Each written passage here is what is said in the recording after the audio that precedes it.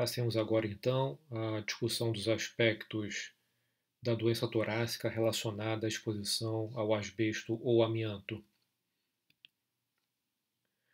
Esse é um tema particularmente interessante para mim, porque foi objeto da minha tese de doutorado, há uns 20 anos atrás, mais ou menos, e já naquela época o papel da tomografia computadorizada era relevante pela detecção das lesões precoces quando comparados ao raio-x. O amianto, ou asbesto, é um mineral que se caracteriza por uma propriedade de grande flexibilidade e de resistência térmica, química e elétrica.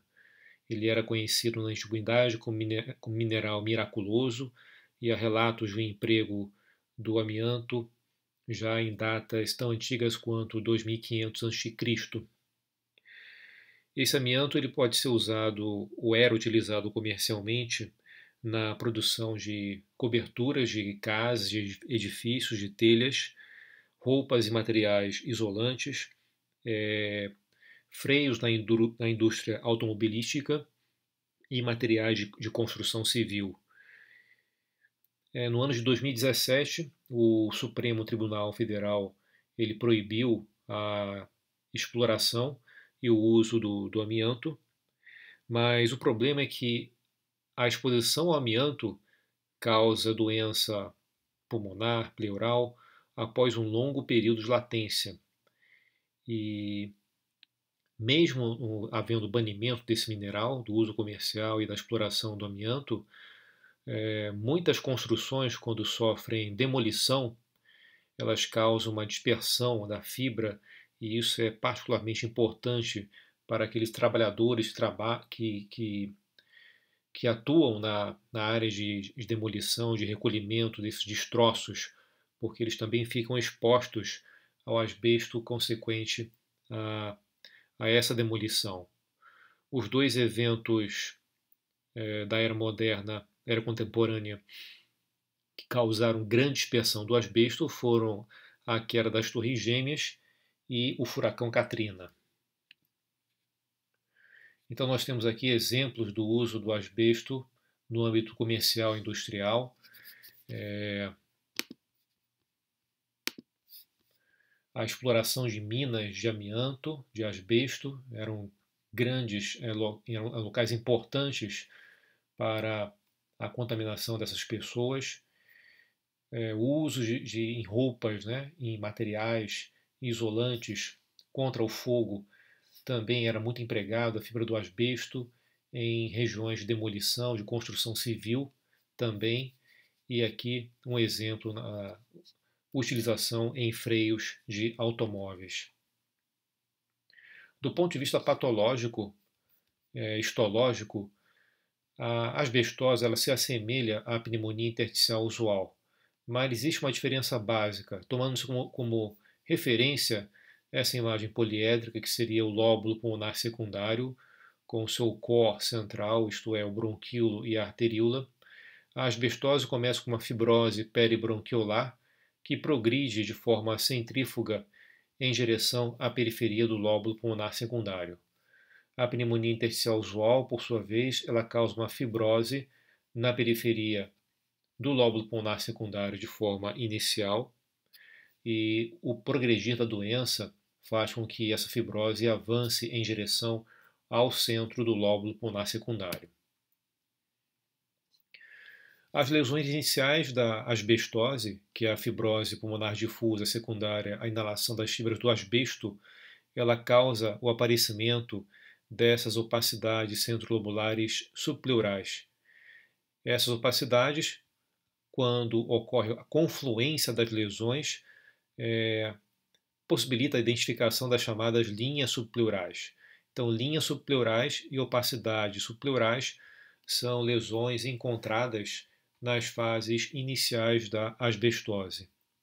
Nas fases mais avançadas, a gente pode identificar sinais mais importantes de fibrose pulmonar, como encontrados aqui, por exemplo, e aqui também, em que eu tenho bronquiectasias, e o aparecimento de pequenos cistos de vias aéreas, que são conhecidos como bronquiolectasias e favorecem os diagnósticos de faviolamento ou honeycombing em inglês.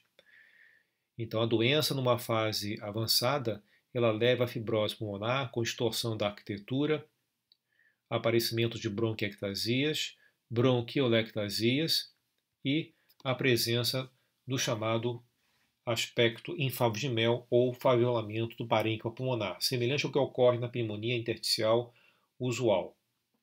Também podem ser identificadas opacidades em vidro fosco, aqui mais tênues, mesmo de permeio às alterações por fibrose. Isso aqui é uma correspondência com o aspecto histológico da lesão, mostrando as áreas apontadas pela seta de fibrose subpleural. O que ocorre é que a inalação das fibras do asbesto provoca uma reação de corpo estranho no parênquima do pulmão. Isso leva à atração dos macrófagos para o local em que se encontra a fibra do asbesto. Essas fibras são fagocitadas pelo macrófago, mas elas têm uma alta capacidade de resistência à digestão. Ocorre morte celular desses macrófagos. Isso provoca a liberação posterior de citocinas, que atraem mais células para o local da lesão. E os próprios macrófagos também estimulam a produção de tecido conjuntivo pelos fibroblastos. Então você tem uma grande concentração de tecido colágeno e aumento da celularidade consequente à inalação dessas fibras do asbesto. Aqui um outro aspecto histológico do comprometimento periférico que acontece na asbestose, em que você tem as áreas de fibrose subpleural, que são vistas nas fases iniciais da tomografia computadorizada. Radiograficamente, essa lesão se comporta de uma maneira muito parecida com outras causas de fibrose pulmonar, principalmente a pneumonia intersticial usual. Isto é uma doença que começa predominando na região dos lobos inferiores. Ela tem um acometimento inicialmente mais periférico, que progride em direção ao centro. Existe uma redução do volume do parênquima pulmonar, já que essa fibrose ela causa uma restrição, uma síndrome restritiva. Então, comumente nas fases intermediárias avançadas, a gente nota na radiografia de tórax em PA que os pulmões se encontram com volume reduzido. O aspecto na tomografia computadorizada, entre outros, é de um achado de área de fibrose difusa numa fase mais avançada, como acontece aqui, por exemplo. Eu tenho comprometimento tanto da parte periférica, que é onde a doença começa, quanto também da parte central. Eu noto várias áreas com presença de cistos aéreos, e compõem as chamadas bronquiolectasias e, consequentemente, aquele aspecto em favos de mel, faviolamento. E, eventualmente, eu vou encontrar também áreas de vidro fosco de permeio a essas lesões e bronquiectasias, associadas à distorção da arquitetura do parênquima. Aqui uma imagem de uma peça anatômica que foi radiografada, um aspecto pós-mortem de um pulmão com achados de asbestose. Então a gente nota que na porção mais inferior dos pulmões predomina aquele aspecto em favo de mel, faviolamento com áreas de bronquiectasia de permeio. A doença é mais inicial na região dos lobos superiores, mostrando aqui apontado pelas setas aquelas áreas de opacidade centrolobulares, que nada mais são do que as fibroses peribronquiolares, a lesão inicial da asbestose. Um outro aspecto que é encontrado também na asbestose é a presença dessas áreas de aprisionamento aéreo. O achado dessas áreas de aprisionamento aéreo ele é menos comum na pneumonia intersticial usual e é mais comum no acometimento pulmonar secundário à exposição ao amianto. Então essas áreas de aprisionamento aéreo frequentemente se encontram presentes de permeio às opacidades em vidro fosco que nós vemos aqui, e também aquelas opacidades centrolobulares periféricas que aparecem aqui na periferia, nas regiões subpleurais. Então, esse achado de opacidades centrolobulares subpleurais, linhas subpleurais, opacidades em vidro fosco, aprisionamento aéreo, eles são muito associados, quando há exposição a asbesto, à doença parenquimatosa pelo amianto, a chamada asbestose. O outro aspecto da fase avançada da asbestose, um deles nós já vimos, que é o faviolamento, é o da chamada atelectasia fibrótica indurata. Essa atelectasia fibrótica indurada, na verdade, é uma perda de volume associada a consolidações e bronquiectasias de permeio em algumas regiões do parênquima do pulmão, como acontece aqui, por exemplo. Né? Isso aqui é um exame da época da minha tese de doutorado. Naquele momento não se tinha noção desse tipo de lesão na fase avançada da asbestose, mas hoje em dia se compreende que isso é um outro aspecto da lesão avançada, consequente a consolidações, fibrose e presença de bronquiectasias no interior dos segmentos acometidos, né, como acontece aqui, por exemplo. E adjacente eu tenho uma área de aprisionamento aéreo, que também acontece de forma comum nesses pacientes que têm o pulmão acometido pelo amianto. Aqui as várias opacidades por espessamento de septos, que também é um achado presente, né? Frequentemente espessamento de septos interlobulares, até mesmo intralobulares, e aquelas opacidades centrolobulares consequentes à fibrose peribronquiolar. Uma outra peça pós-mortem de um pulmão acometido pela asbestose. Então eu tenho aquele aspecto da atelectasia fibrótica indurata, aqui na porção mais inferior do lobo inferior, com aquelas consolidações e as bronquiectasias de permeio, e aqui apontado pelas setas aquelas áreas de fibrose subpleural.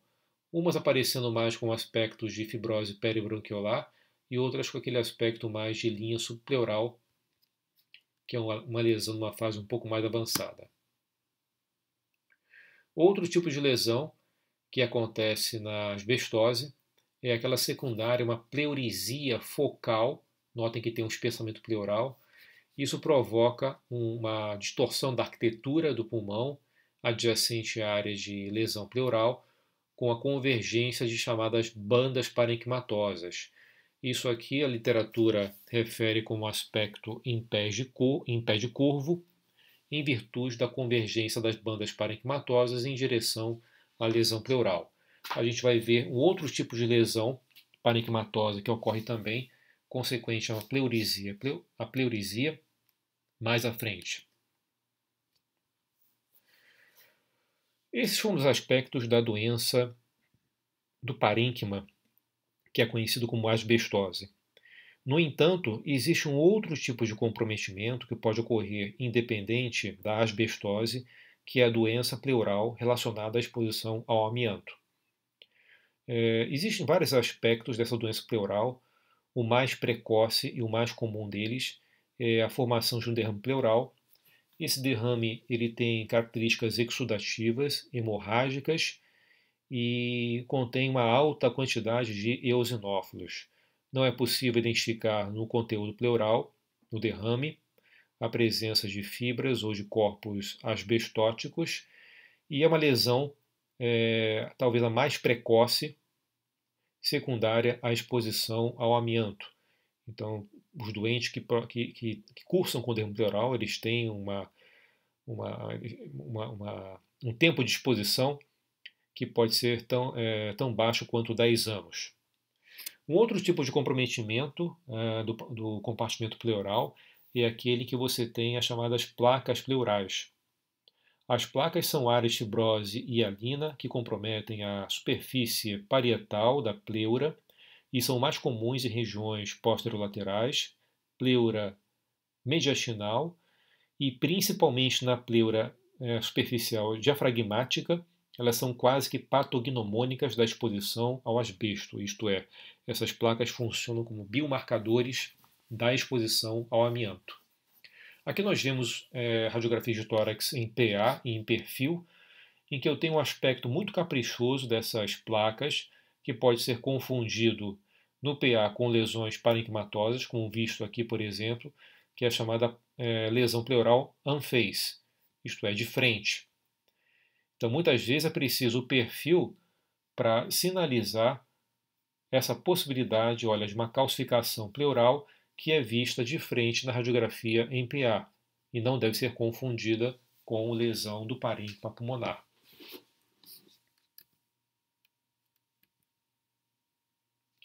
A tomografia computadorizada, ela tem mais facilidade para identificar esse tipo de lesão. Aqui um aspecto característico na região mais posterior da cavidade pleural.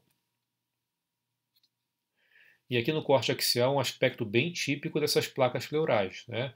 Então a gente nota essas áreas de espessamento pleural e a presença das calcificações de permeio a essas placas.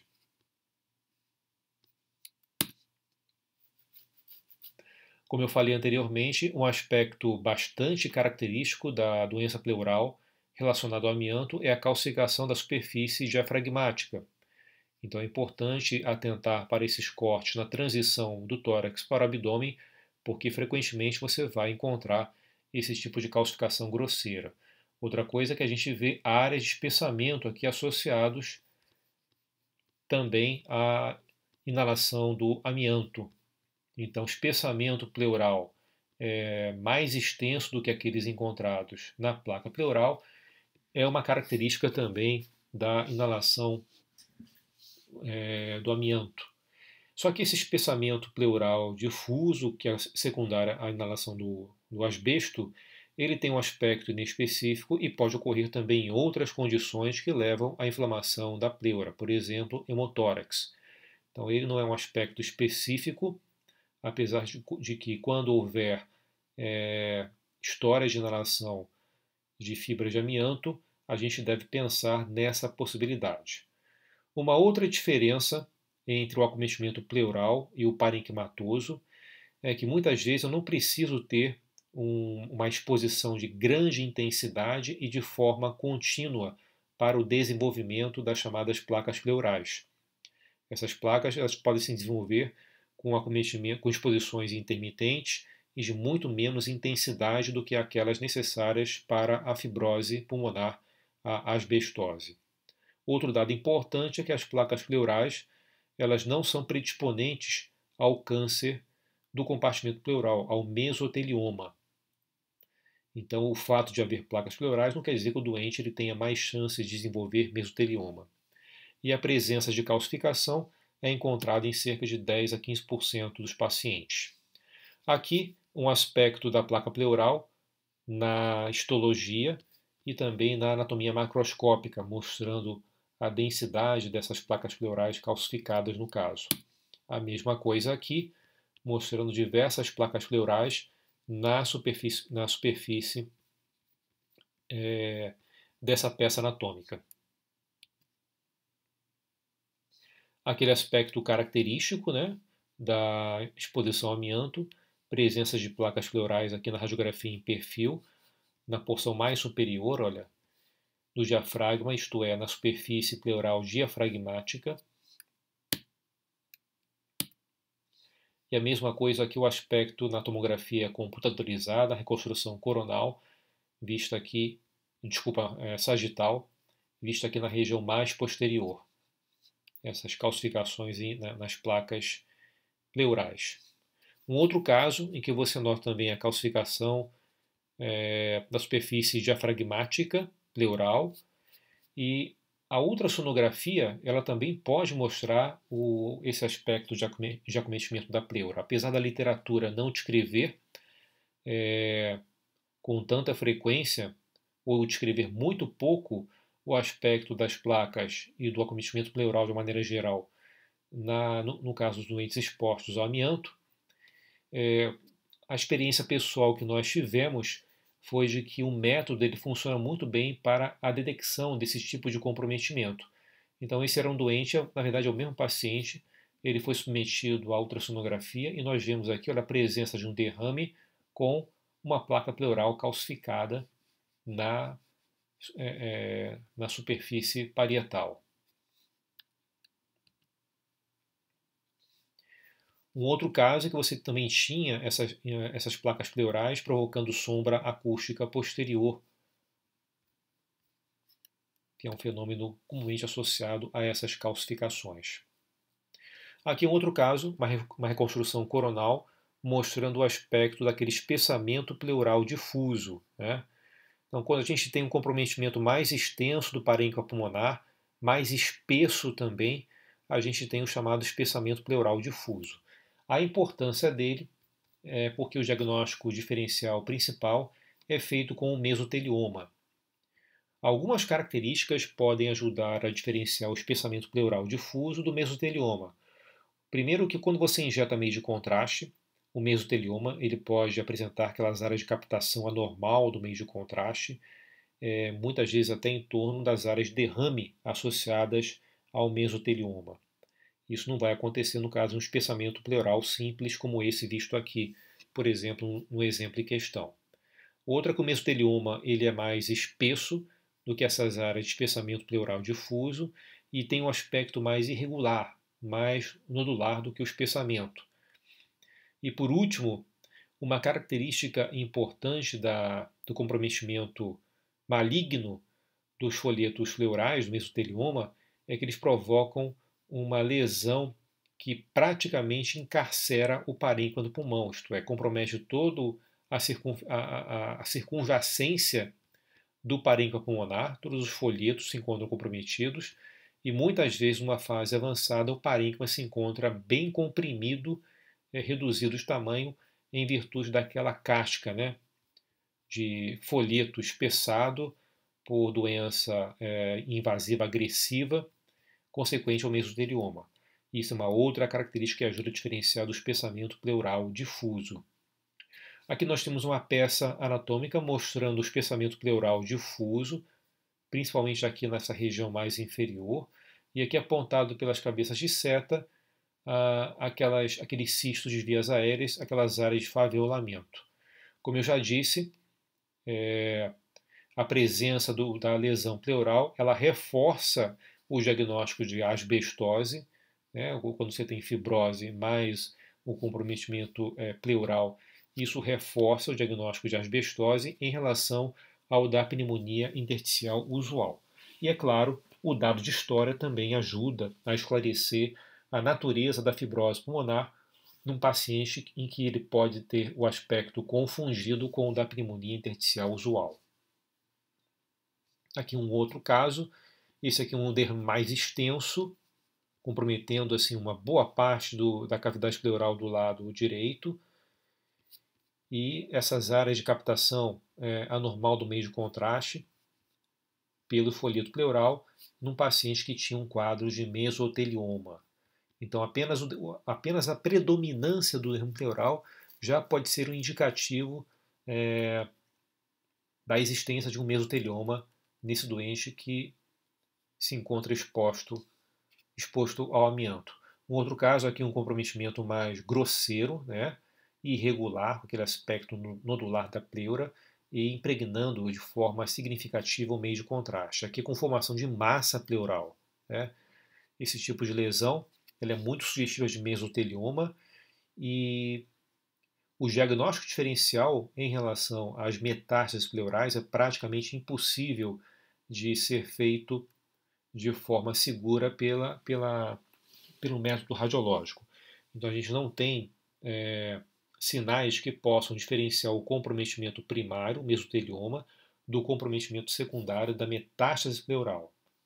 Aqui essas áreas de massa e a redução do volume do parênquima pulmonar em consequência desse encarceramento do parênquima que ocorre pela massa pleural. Uma peça anatômica mostrando, olha, massas no compartimento pleural, aquele aspecto irregular, formando uma superfície nodular, e o parênquima do pulmão todo contraído em virtude do encarceramento provocado pelo mesotelioma.